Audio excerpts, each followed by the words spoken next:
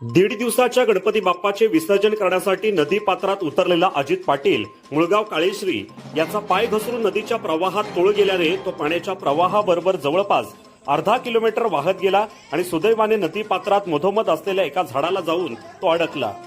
मला वाचवा अशा हाका मारीत तो जवळपास 35 ते 40 मिनिटं नदी प्रवाहात उभा होता। हा आवाज एका व्यक्तीच्या कानावर पडताच त्यांनी त्वरित अग्निशामक दल आणि पेण पोलिसांना फोन करून घटनास्थळी बोलावले। अग्निशामक दलातील विशाल विलास बामणे व नितेश पांडुरंग पाटील यांनी शर्थीचे प्रयत्न करून अजित पाटील याची सुखरूप सुटका केली। अग्निशामक दल आणि पोलिसांच्या सतर्कतेमुळे एकाचा जीव वाचल्याने तालुक्यातून त्यांचे कौतुक केले जात आहे।